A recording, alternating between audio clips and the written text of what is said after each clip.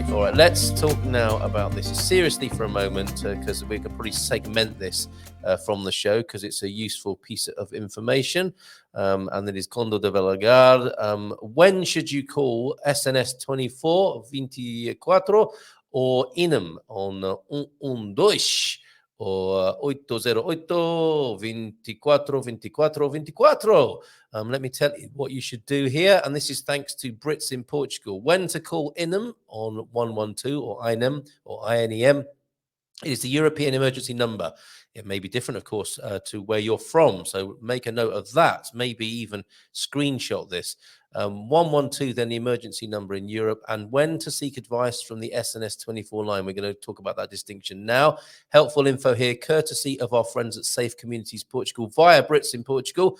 Launch of when to call SNS 24 or INEM campaign.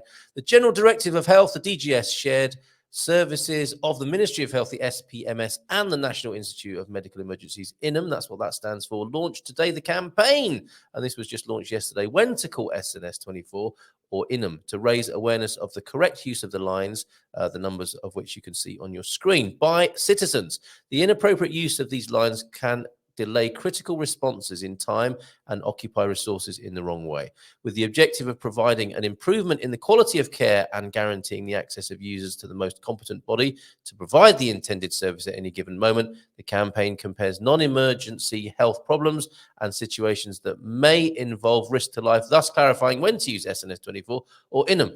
In the case then of mild or moderate pain, fever, change in blood pressure, itching, persistent cough, persistent crying of the child, and adults, I would have thought, diarrhea or nausea or other non-emergency situations, the user should contact SNS 24 through that number, 808 24 24 24, to receive the appropriate advice. When it comes to an accident with injured people, a suspected stroke, chest pain, choking, difficulty breathing, altered states of consciousness, severe burns or burns in sensitive areas, heavy or uncontrollable bleeding, for example, the user should call 112, the European emergency number. Worth remembering, of course, for all of Europe there, that's a useful standardization for Europe, of course, 112.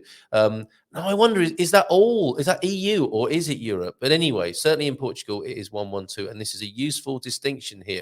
Non-emergencies called SNS 24, emergencies, as you heard detailed there, 112.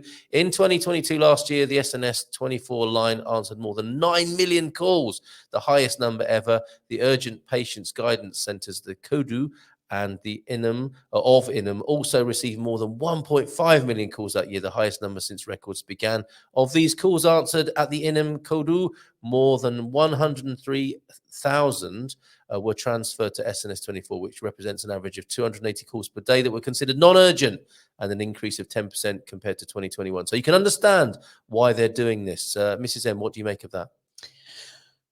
Well, I think it's useful. I'm just pleased that the emergency number is much shorter. 112 is really easy to remember. Yeah. It's fascinating, isn't it? That I don't want to comment on this almost, because it just sounds like we're going on a bit of a riff. But why are there so many emergency calls?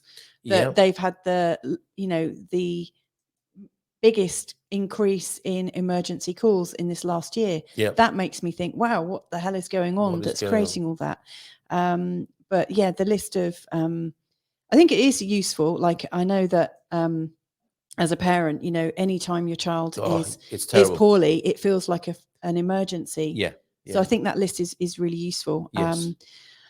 And that's the thing, isn't it?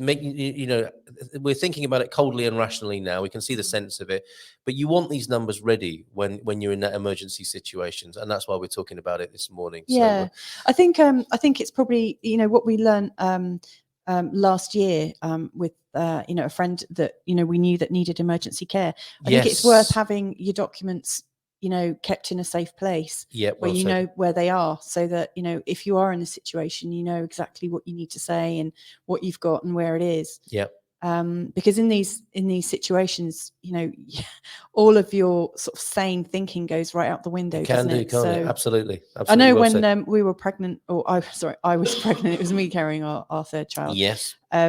Carl needed to do a trip back to the UK, and we wrote this kind of letter that if I came unconscious, one of our kids could run to the nearest neighbour, and we had all the numbers written out, and did a little bit of training with our eldest, on what to do.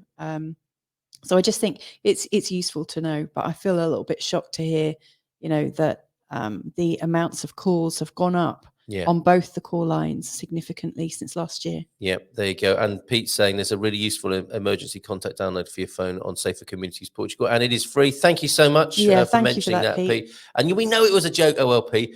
It was just, but did you see that immediate response when Mrs. M was faced with the idea of sleeping in a separate bed to me? I like that. I like how panicked she was by that idea. And yes, thank you for that. Okay, well, I'm going to finish with a poem now. Thank you to the other caller who called when we got serious there. Maybe you can call us back tomorrow on Europe's biggest phone-in, which hasn't been challenged yet as a title for what we do from around 9:30 in the morning. Thank you to Astrid for joining us from Expats Portugal. Yeah. And don't forget, if you want to find out more, if you want to sign up, do it through our link, which is great because we are affiliated, and we benefit from anyone signing up via us to Expats Portugal and getting all the goodies that Astrid talked about.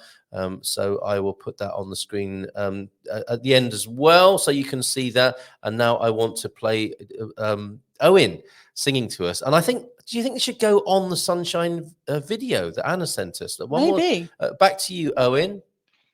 I want to watch the sunrise, but I'm laying in my bed. I think I'll change my mind and just watch GMP instead.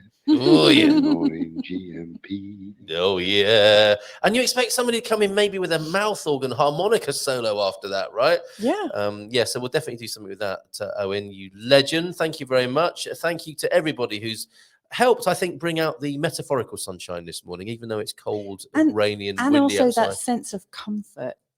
Of being warm and toasty in bed. I think that's also nice, isn't it? And those strange smelling synthetic slippers, that lovely feeling you get, and that slight waft of old folks' home. Oh, that you can get. No, it's very comforting. Come on, don't be like that. It's like